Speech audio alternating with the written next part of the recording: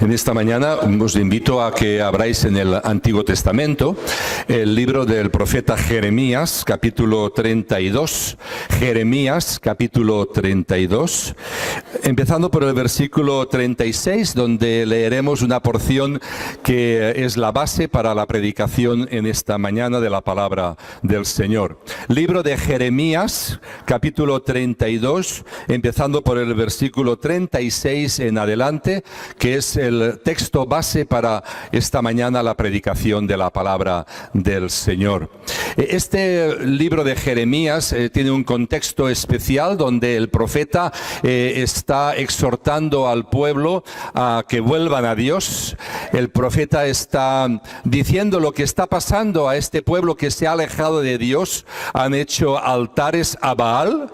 No solamente lo han hecho de una forma escondida, sino que lo han hecho público delante de todos en las terrazas, manifestando pues lo que había en su corazón. Se habían alejado de Jehová, del Dios de los ejércitos. Y Jeremías en este pasaje está hablando de parte de Dios algo importante. 32, versículo 36 en adelante. Y con todo ahora dice Jehová, Dios de Israel, que a esta ciudad, de la cual vosotros decís, entregada será en mano del rey de Babilonia, a espada, a hambre y a pestilencia. Y aquí que yo les reuniré, dice el Señor, de todas las tierras a las cuales les eché con mi furor y con mi enojo e indignación grande. Y los haré volver a este lugar y los haré habitar seguramente. Y me serán por pueblo y yo seré para ellos por Dios. Y les daré un corazón y un camino para que me teman perpetuamente, para que tengan bien ellos y sus hijos después de ellos. Versículo 40. Y haré con ellos pacto eterno, que no me volveré atrás de hacerles bien, y pondré mi temor en el corazón de ellos para que no se aparten de mí. Y me alegraré con ellos, haciéndoles bien. Y los plantaré en esta tierra en verdad de todo mi corazón y de toda mi alma. Y ahora buscamos el siguiente libro, el libro de Lamentaciones, escrito también por Jeremías. Y vamos a ver el libro de Lamentaciones en el capítulo 3 de Lamentaciones, el siguiente libro, capítulo 3, versículos del 19 al 26. Acuérdate de mi aflicción y mi abatimiento, del ajenjo, de la amargura y de la hiel. Lo tendré aún en memoria porque mi alma está abatida dentro de mí. Esto recapacitaré en mi corazón, por lo tanto esperaré. Por la misericordia del Señor no hemos sido consumidos, porque nunca decayeron sus misericordias. Nuevas son cada mañana, grande es tu fidelidad. Versículo 24. Mi porción es el Señor, dijo mi alma, por tanto en Él esperaré. Bueno es el Señor a los que en Él esperan, el alma que le busca. Bueno es esperar en silencio la salvación del Señor. Bueno es al hombre llevar el yugo desde su juventud. Amén. Qué preciosa es la palabra del Señor que a lo largo de estos 100 años nos ha presidido en la vida de esta iglesia. Estamos pasando unos capítulos y unas etapas de celebración que han sido bastante intensas en la vida de nuestra congregación, todos los acontecimientos, todos los cultos pasados que hemos tenido. Por lo tanto, estamos diciendo que estamos en año de celebración. Estamos celebrando y queremos continuar celebrando durante todo este año con los diferentes programas y ministerios que hemos preparado creado para proclamar la palabra del Señor, pero también para recordar nuestra historia, la historia de esta iglesia a lo largo de estos 100 años. No nos estamos celebrando a nosotros mismos, no estamos celebrando lo bueno que somos, lo inteligentes que somos, no estamos celebrando nuestra propia historia que nosotros hemos redactado. Estamos celebrando la historia de Dios a través de nosotros, que es algo diferente. Estamos celebrando el acontecimiento de Dios, la presencia de Dios a lo largo de estos 100 años por medio de esta amada iglesia. Pero sobre todo, hermanos y hermanas, estamos celebrando la gracia sustentadora de Dios. La gracia y el amor de Dios a través de estos 100 años. Porque ¿sabéis una cosa? A través de estos 100 años, el Señor ha sido fiel. El Señor ha sido constante. El Señor ha enderezado los caminos. El Señor ha hablado a su iglesia, a esta iglesia. El Señor ha conducido nuestros pasos. El Señor ha llevado el norte, la barquichuela, la barca que es de esta iglesia, la ha llevado el Señor a través de tormentas, a través de bonanza, a través de tiempos complicados, a través de tiempos mejores. El Señor ha llevado a través de su gracia sustentadora la vida de la iglesia. ¿Qué es la gracia sustentadora de Dios? ¿Qué es eso? Esa palabra que es muy fácil de decir, pero un tanto complicada de entender. La gracia sustentadora de Dios. La gracia sustentadora de Dios no excluye las desdichas. Algunos piensan que la gracia de Dios es un seguro que me va a preservar de todo mal, de toda maldad, de toda enfermedad, de toda calamidad. Y eso no es cierto. Eso no es cierto y lo veremos a lo largo de la predicación de esta mañana. La gracia sustentadora de Dios no me excluye de la desdicha, no me excluye de los problemas, no me excluye de la angustia. La gracia sustentadora de Dios ordena mi vida en los problemas. La gracia sustentadora de Dios renueva mi vida. La gracia sustentadora de Dios lo que hace es que en mi pena, en mi dificultad, en mi problema, me endereza mis pensamientos y me da la presencia de Dios y me ayuda a vivir en medio de la tempestad. Me ayuda a vivir en medio de los problemas y en la oscuridad me sustenta la gracia de Dios.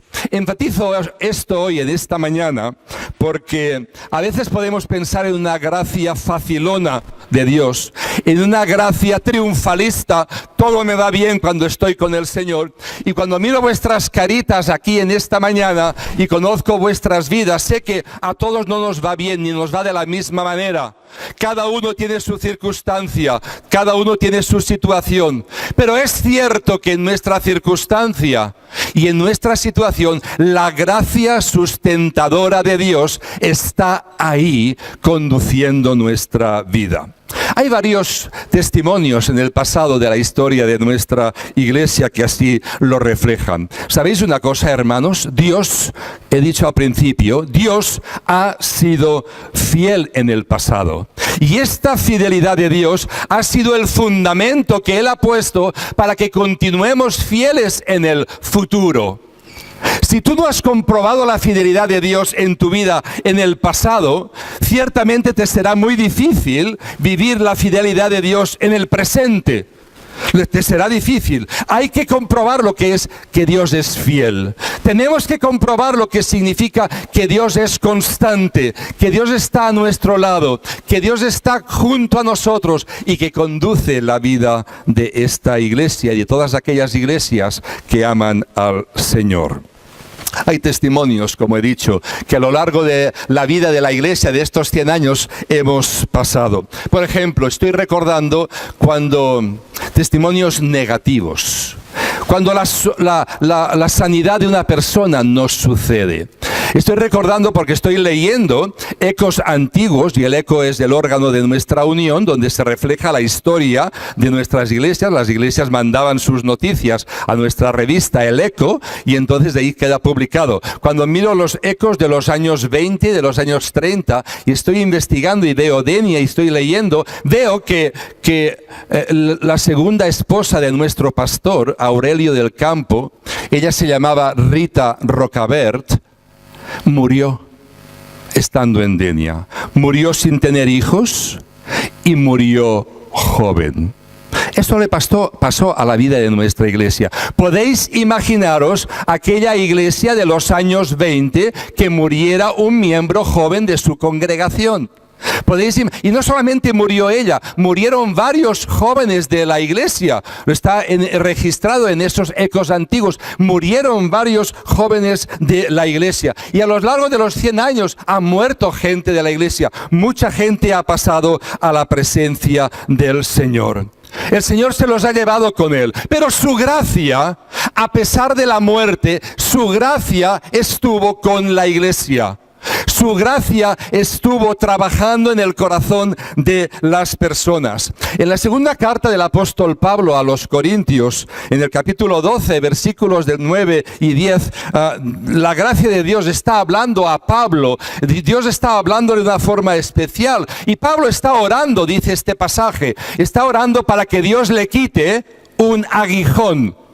No sabemos ciertamente, y se ha especulado muchísimo, qué es esto del aguijón. ¿Una enfermedad, un problema, una adicción? No sabemos qué sería ese aguijón. Pero Pablo se lo pide al Señor, que le quite ese aguijón que tiene en su carne. Y Dios lo permite, y Dios no le contesta, que no le quita el aguijón. Le deja pasar por esa circunstancia. Y hay un versículo que siempre leemos y recordamos, y Dios le dijo: bástate mi gracia, porque mi poder se perfecciona en tu debilidad. Pero a veces nos quedamos aquí en esta última parte del versículo, y es cierto, es muy bueno. Nos basta la gracia del Señor, porque su gracia y su poder se perfecciona en nuestra debilidad. Pero ¿qué responde Pablo a esto? Mira lo que responde Pablo. Por lo tanto, de buena gana me gloriaré más en mis debilidades, para que repose sobre mí el poder de Cristo. Por lo cual, por amor a Cristo, me gozo en mis debilidades, en afrentas, en necesidades, en persecuciones, en angustias, porque cuando soy débil, entonces soy fuerte. Esto responde Pablo. Él acepta la gracia de Dios. Él acepta la misericordia de Dios. Él acepta el toque de Dios. Aun cuando no respondió Dios a su oración y a su súplica, que le quitara aquel aguijón. Por lo tanto, la gracia ordenó los problemas de Pablo. La gracia encauzó la vida de Pablo. La gracia de Dios restauró la vida de Pablo de la pena, del aguijón, de la circunstancia, de la oscuridad que estaba viviendo. Estoy pensando cuando en nuestra iglesia un edificio fue clausurado. Nuestra iglesia, por primera vez en el año 1947 adquirió un terreno, por primera vez. Desde el 14 hasta el 47 había ido deambulando de casa en casa y de lugar en lugar, reuniéndose para adorar al Señor. Pero en el 47 la Misión Bautista Americana dio una ofrenda para que esta iglesia comprara un terreno. Aquel terreno era un viejo molino que estaba en la calle La Mar, y aquel viejo molino pues fue destruido y quitado, y se arregló todo el terreno para que se pudiera construir el templo ansiado, el lugar para la casa del Señor que esta iglesia iba a utilizar. Las presiones religiosas de la época, las presiones políticas de la época, las presiones sociales hicieron que aquel templo, que estaba casi terminado, cuántos dolores de cabeza trajo al pastor Beltrán, al pastor Cardona, al pastor, cuántos dolores de cabeza, porque aquello no se terminaba y había muchas presiones. Hasta el final se malvendió. Fijaros, los que conocéis Denia, la calle La Mar es una calle principal, muy céntrica en la ciudad. Un terreno que tenía 1000 metros de entonces, 1000, muy grande. El templo casi terminado. Yo recuerdo haber entrado allí, que aquello estaba casi en ruinas en los años 60 y con lleno de maleza. Juan Espí, que está aquí, también se recuerda, porque él estuvo el día que se puso la primera piedra de ese templo y está también registrado en el ECO. Aquello se malvendió por 150.000 pesetas de entonces en el centro de Denia. 150.000 pesetas, ¿qué serían? ¿1.000 euros aproximadamente? Más o menos, ¿no? Y se compró otro terreno de 200 y pico metros en Patricio Ferrandiz, a las afueras de la ciudad, por 300.000 pesetas. ¿Por qué esa diferencia? ¿Por qué el terreno tan pequeño fuera y por qué el terreno grande en el centro de la ciudad? Porque el diablo quería hacer su obra. Quería hacer su obra. Y cuando alguien iba a comprar ese terreno decían: no lo compres, que eso está endemoniado. Eso es de los protestantes, está endemoniado. Y sin embargo, luego se pudo vender a ese precio, se construyó el Patricio Ferrandiz de una forma diferente, otro tipo de templo. La verdad es que Dios tenía su programa, su plan. Aún hoy, hermanos, aún hoy, cada día que paso por el Carrer La Mar, cada día, y paso por ese lugar, pienso qué hubiera sido si aquel templo se hubiera hecho. Pero no lo sé. Es una de las preguntas que le haré al Señor cuando vaya a su presencia. Es una de las que tengo guardaditas ahí. Y se la haré al Señor. Señor, ¿por qué permitiste esto? Y Dios lo permitió. Dios lo permitió. Y aunque no era lógico, no era normal, era antagónico, era fuera de lugar, el Señor lo permitió. Y en su gracia, Dios lo permitió. Dice Efesios capítulo 1, versículo 11, habiendo sido predestinados conforme al propósito del que hace todas las cosas según el designio de su voluntad. El que hace todas las cosas, el que ordena todas las cosas. Podemos encontrar nosotros muchas explicaciones a eso, por qué sí y por qué no, y elucubrar sobre esto. Pero yo os digo, hermanos, que no lo entiendo, porque el Señor lo permitió. Como tú no entiendes por qué el Señor permite cosas en tu vida.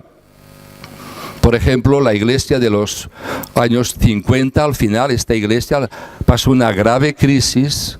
Un grupo pequeñito de personas quedó en el año 58, 59. Un grupo muy pequeño quedó en la congregación. Pero quedó un grupo de hermanos fiel, un grupo de hermanos que era el remanente, un grupo de hermanos de fe, un grupo de hermanos de esperanza, un grupo de hermanos que, aunque la iglesia era poca en número, y a veces podemos confundir el éxito con número, y no siempre es así, no siempre es así, pero aquel número fue un número de personas pequeño, fiel, que buscó la gracia del Señor, la restauración del Señor, la voluntad del Señor para que esta iglesia continuara adelante y no se cerraran las puertas de esta congregación. En aquella época había un versículo que yo recuerdo que los hermanos decían, y se encuentra en el libro de Isaías, en el capítulo 42, versículo 3. Y dice el Señor no quebrará la caña cascada, no la romperá. La caña cascada, ni apagará el pábilo, la mecha que humea. El Señor no lo va a hacer. Y este era el lema de aquella pequeñita iglesia de los finales de los 50. El Señor será fiel con nosotros, porque el Señor nos va a dar su gracia. La gracia que ordena la vida en los problemas. La gracia que nos resuelve las situaciones con su presencia y nos da la paz en medio de las penas. Hermanos, no siempre Dios nos libra de las calamidades. Nuestro texto de Jeremías así lo dice. Está hablando de esa gracia sustentadora de Dios, que tiene la clave del por qué esta iglesia evangélica, esta iglesia en la cual estamos nosotros, está viva después de 100 años. Jerusalén y el pueblo de Dios estaban en oscuridad y estaban en angustia. Y es Dios quien ha dispuesto y ha consentido que eso sea así. Y aún la gracia de Dios, en medio de la calamidad, Dios les ha guardado. En medio de la desesperación, Dios ha guardado a ese pueblo. Dios ha guardado al reino del norte, al reino del sur, que han sido infieles. Dios ha estado con ellos. Y el versículo 36 del capítulo 32 de Jeremías que hemos leído dice: y dice Jehová Dios de Israel a esta ciudad, de la cual decís vosotros, entregada será a manos del rey de Babilonia, a espada, a hambre y a pestilencia.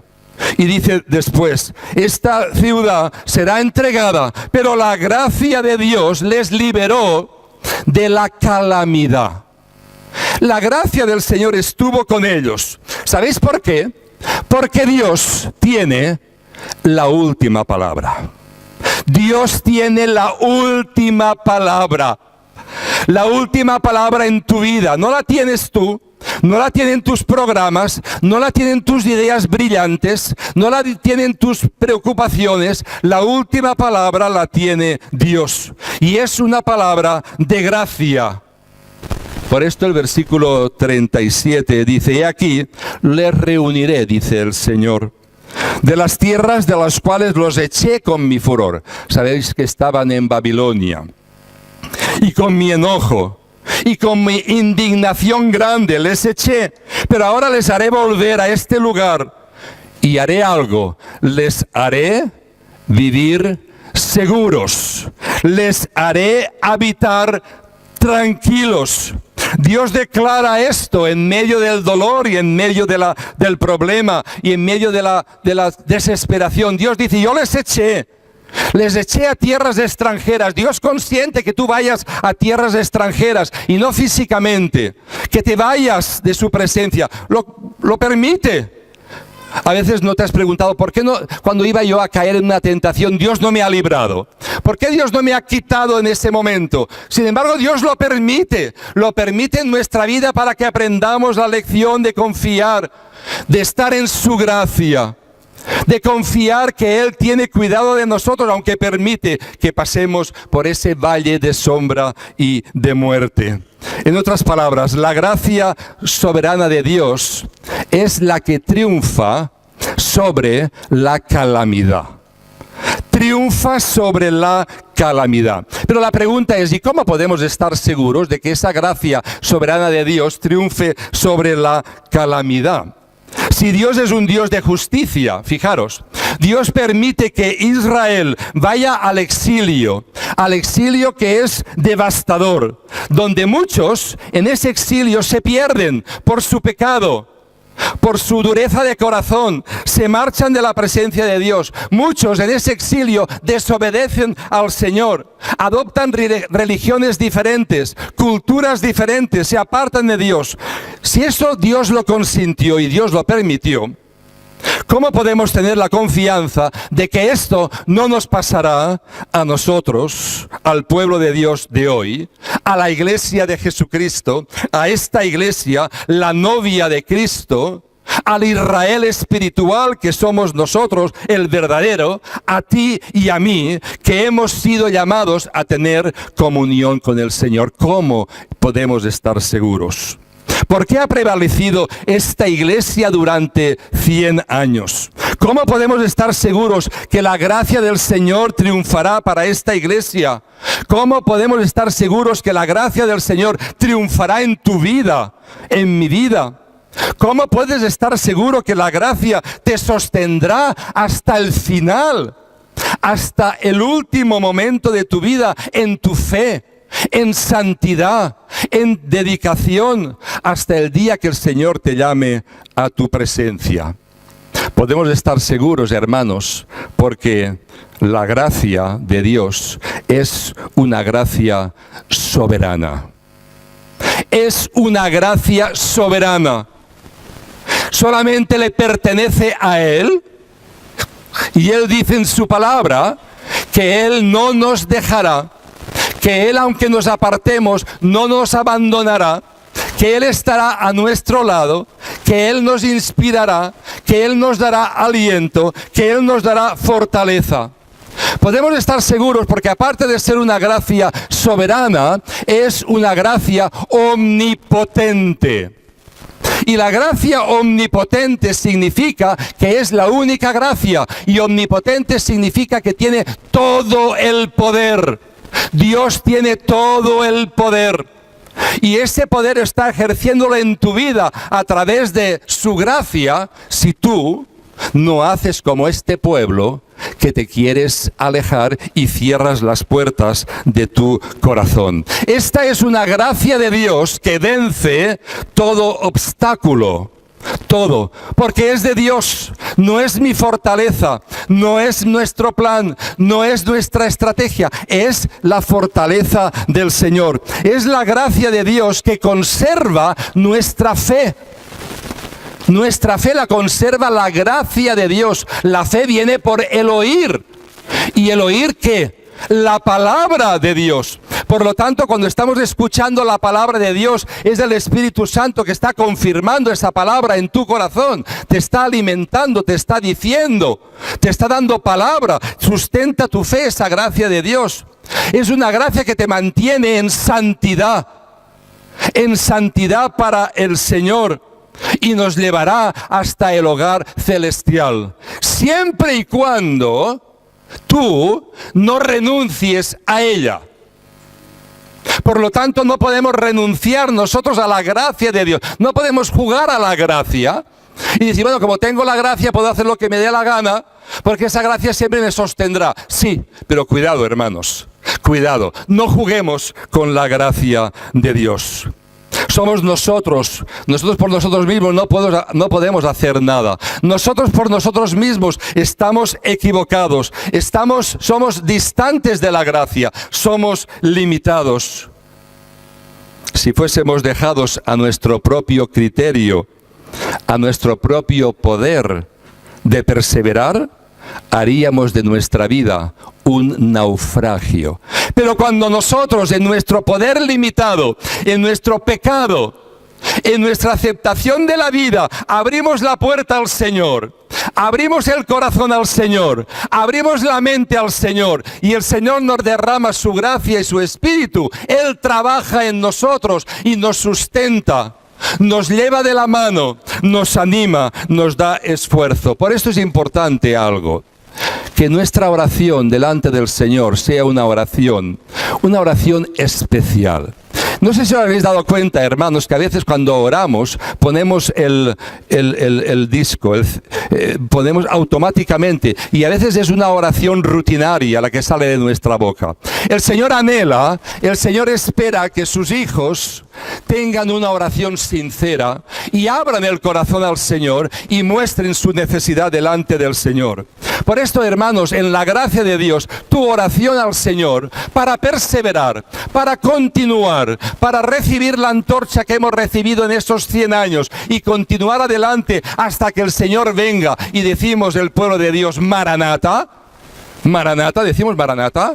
Maranata, ven Señor Jesús, ven pronto. Mientras tanto, tenemos que decirle al Señor, Señor, guárdame del mal.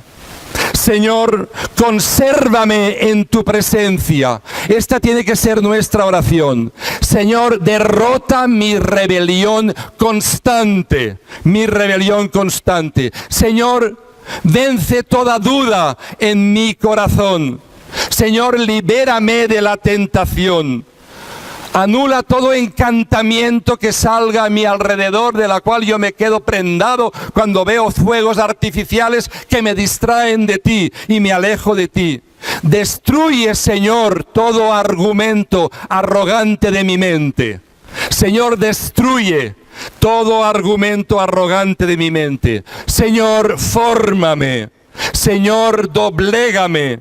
Sosténme, moldéame, Haz lo que tengas que hacer para mantenerme confiando en ti y teniendo temor de ti hasta que tú vengas a buscarme.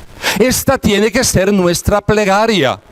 Este tiene que ser nuestro deseo, el sometimiento de nuestra vida absoluta al Señor. ¿Por qué debemos de hacer esta oración de esta manera? Porque el texto aquí lo dice, Jeremías dice, este pueblo tiene que buscarme de todo corazón. Este pueblo tiene que buscarme con intensidad. Este pueblo tiene que buscarme con ganas, como decía en Lamentaciones. Sin embargo, el escritor de Lamentaciones, el propio Jeremías, estoy triste y tengo pesar en mi corazón y tengo amargura en mi vida. Tengo amargura por los problemas que vivo, por las tormentas que estoy pasando, por las situaciones como estos ejemplos que os he dado generales de la iglesia en el pasado. Hoy estamos pasando pruebas, hermanos. Hoy estamos pasando calamidades. Hoy estamos pasando necesidades también.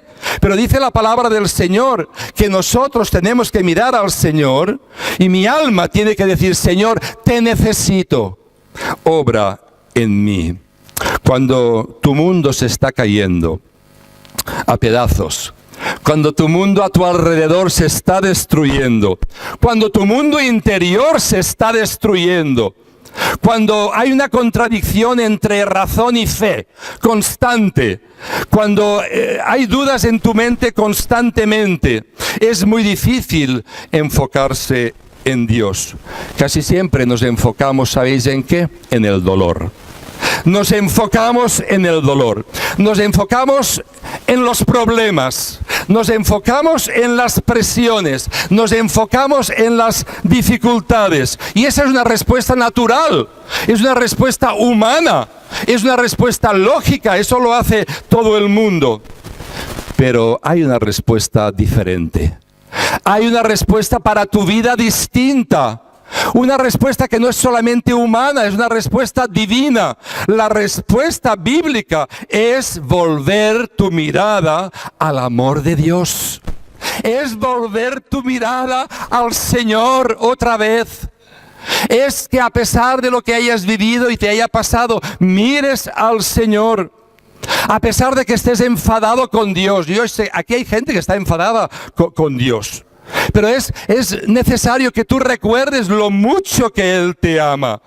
Enfócate en el amor incondicional de Dios para tu vida, en ese amor de su gracia con nosotros, su gracia grande, su gracia profunda hacia ti.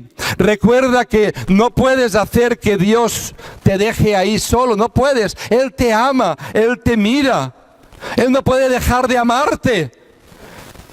Él no puede dejar de mirarte, Él no puede dejar de perdonarte, porque esa es su gracia.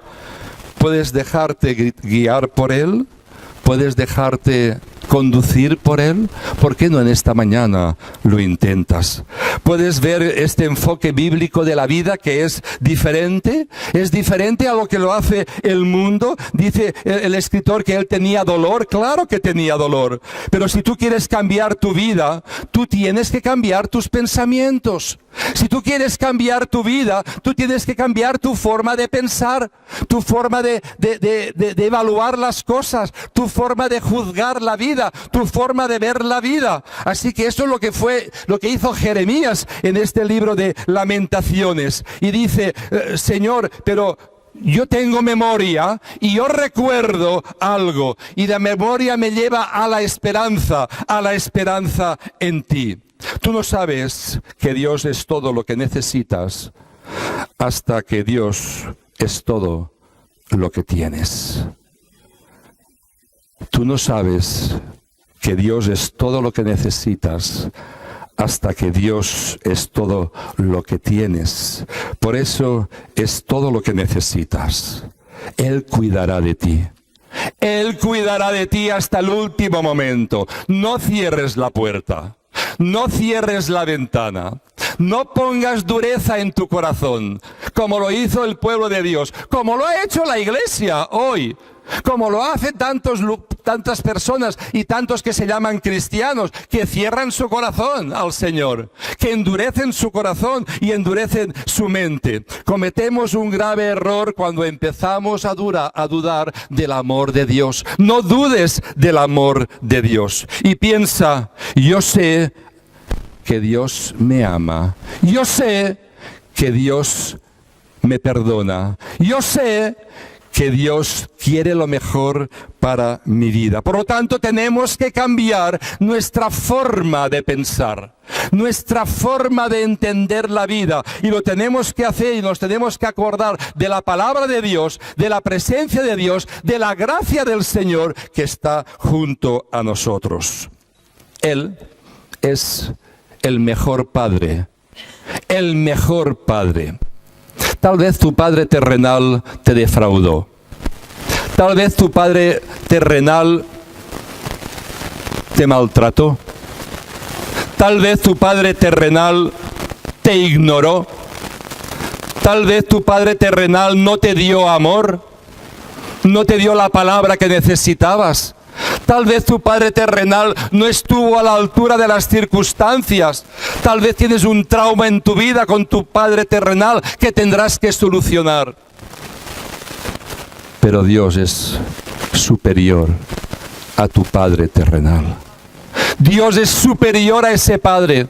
El problema que tenemos es que muchas veces nosotros pensamos en Dios de acuerdo a nuestro padre terrenal.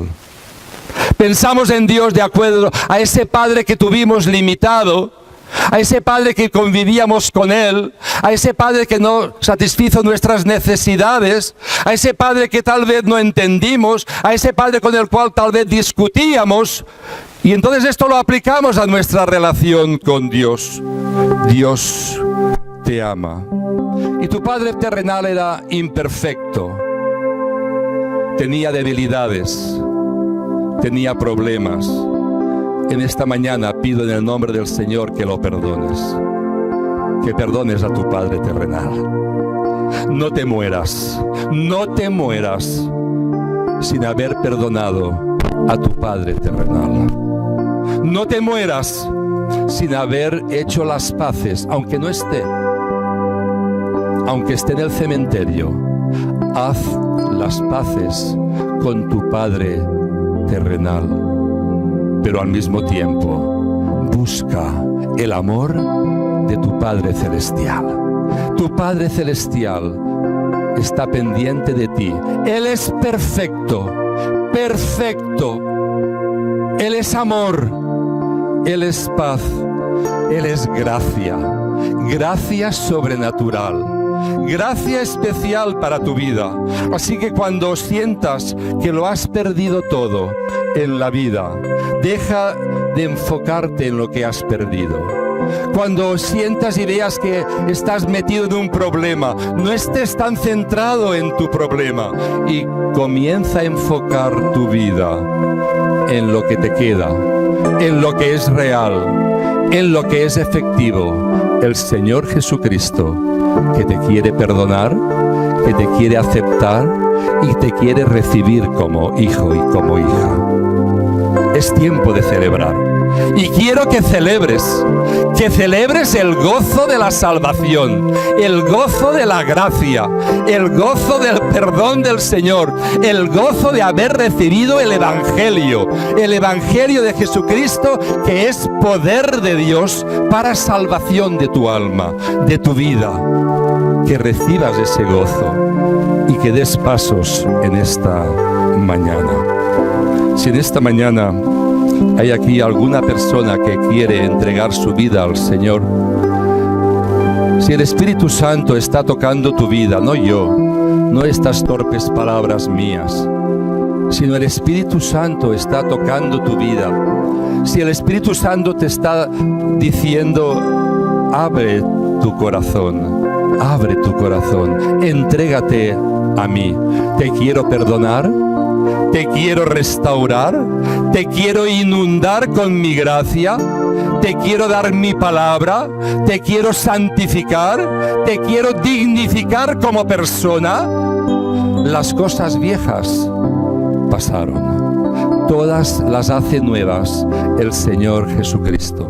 Si hay aquí en esta mañana alguna persona que quiere vivir en esa gracia, que quiere vivir el Evangelio, que desea dar pasos de fe, que quiere abrir su corazón al Señor Jesucristo, ahí donde estás puedes levantar tu mano y oraremos por ti. Es algo personal, es algo íntimo que tú haces delante del Señor. Nadie te va a mirar, está el Señor mirando tu corazón. Pero el Señor quiere que tú confíes en Él, porque es lo mejor que te puede pasar. Es lo mejor que te puede ocurrir. Es lo mejor que te puede suceder. El perdón de tu vida, la liberación de tus pecados, la salvación eterna, la vida eterna en Jesucristo, a partir del momento en que tú entregas tu vida al Señor con fe. ¿Hay alguien que quiere entregar su vida al Señor? Levanta tu mano, Dios te bendiga. ¿Alguien más quiere entregar? Dios te bendiga, Dios te bendiga. ¿Alguien más quiere entregar su vida al Señor? Venid a mí, dice el Señor, los que estáis trabajados y cargados, los que estáis agobiados, los que estáis ahogados, los que ya no podéis más, que yo os haré descansar por mi gracia. ¿Alguien más quiere entregarse al Señor en esta mañana? Que el Señor te bendiga. Que el Señor te bendiga. Amén. Hay un cántico que dice: ¿quién nos separará? ¿Quién nos separará del amor de Dios? Queremos expresar esta oración delante del Señor. ¿Quién nos separará del amor de Dios? Vamos a ponernos de pie. Los hermanos que han levantado la mano pueden pasar a orar, por favor. Nuestro equipo de consejeros está ahí pasa a orar. Y aunque no hayas levantado la mano, si quieres oración, pasa al lugar de oración allá a la izquierda mía, para que podamos orar por ti. Y vamos a cantar juntos este precioso cántico: ¿quién nos separará del amor de Dios?